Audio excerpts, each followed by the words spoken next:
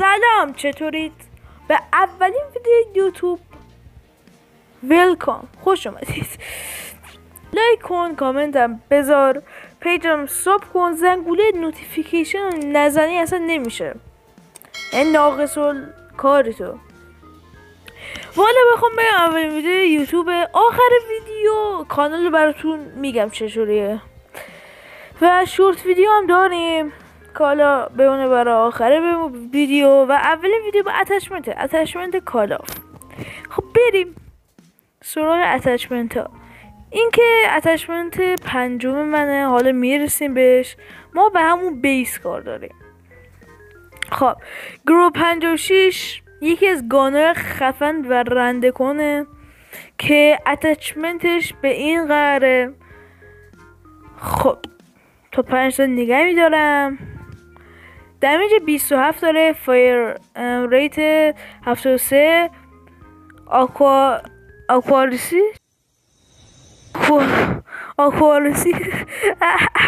51 داره، موبیلیتی 85 و رنج 68 و کنترل 60. اونایی که اضافه میشن و من براتون میخوام دیگه کامل نگم، کمم میتونید بذارید، نایفهمونم میتونید مثل من اینجوری اسکی برید. ای بابا من چرا اینا رو گذاشتم؟ جفم گرفت اینا رو گذاشتم.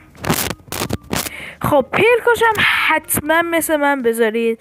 بذارین این پرکام بهتون بگم، این باعث میشه هم سریعتر گانتون رو سویچ کنید، سریع ریلود کنید دیگه، سرعتتون هم بالا میبره، سرعت ایم گرفتن. این پرک آجی و پرک آمپ معمولا برای شاتگان اینطور چیزا استفاده میشه، ولی برای همه گانا بذارید، باعث میشه سریعتر گانتون رو سویچ کنید. پرک آبی دد سایلنس باعث دمت گرم من، باعث میشه که انمی که اطراف شما میشین یا مثلا دراز میکشید راه میرید، سر شما رو از نزدیک نشوه. و پرک بعدی قرمز که شالکر هست 12% به سرعتتون اضافه میکنه که برای شاتگان و استرپ خیلی خوبه.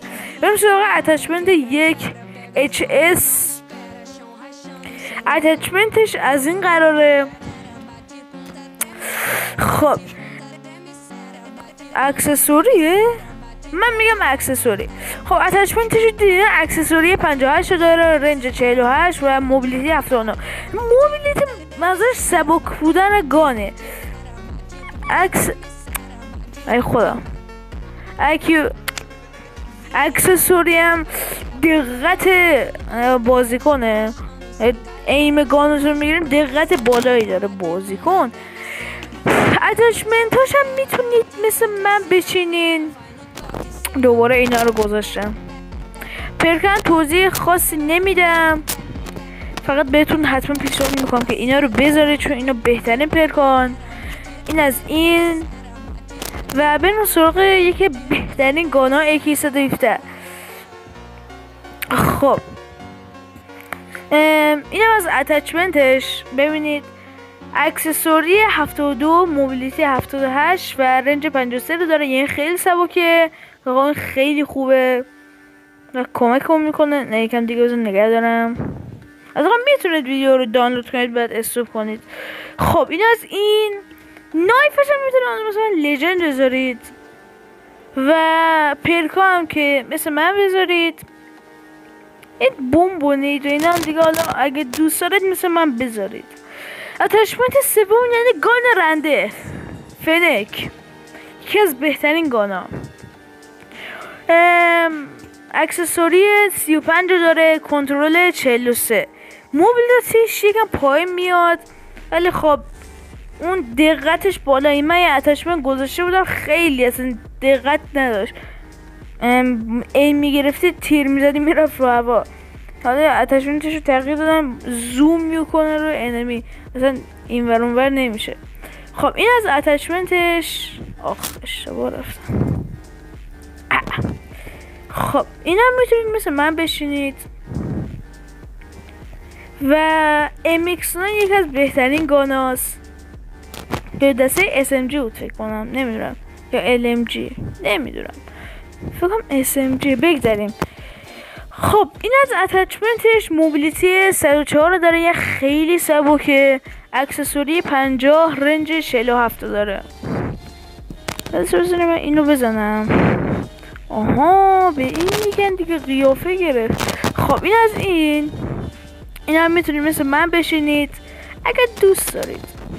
خب اتچمنت 50 CBR4 یکی از بهترین گانا و بالانس تو بخوام بگم.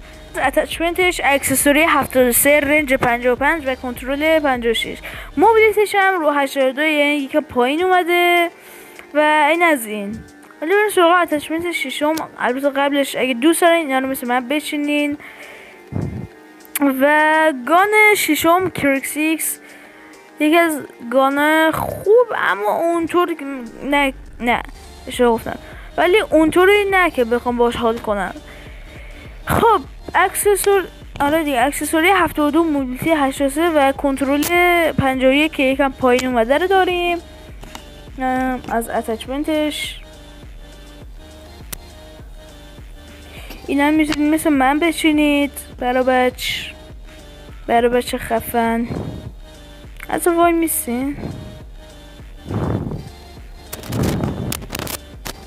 یه فیلش.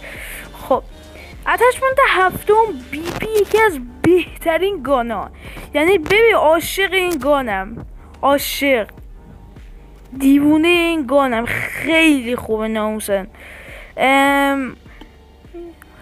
فایر ریت 90 داره، اکسسوری 66، موبیلیتی 89، کنترل 50 و رنج 50. یکم رنجش پایینه ولی خیلی چیز خوبیه و کلا با 3 تا دمیج هر کدوم 29 تا خورده دمیج میده و با 3 تا تیر شما میتونید کار انمی رو تموم کنید و دخلش هم بیارید.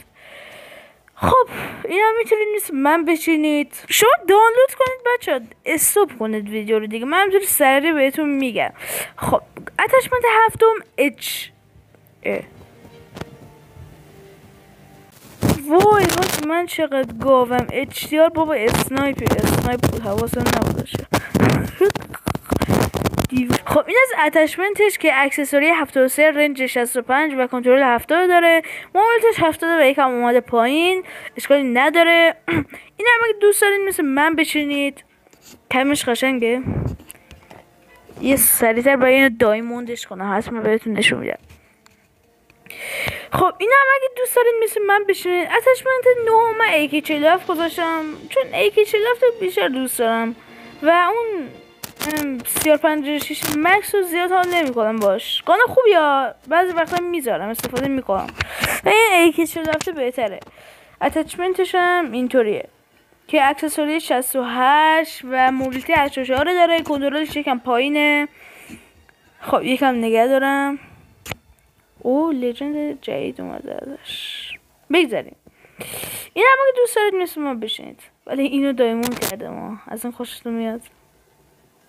حال کردین؟ همه نایفو ما با سریعتر دایموند کنم. و اتچمنت دهم یعنی DLQ بگذاریم. 33 بابا جب نگیرست. خب این از اتچمنتش.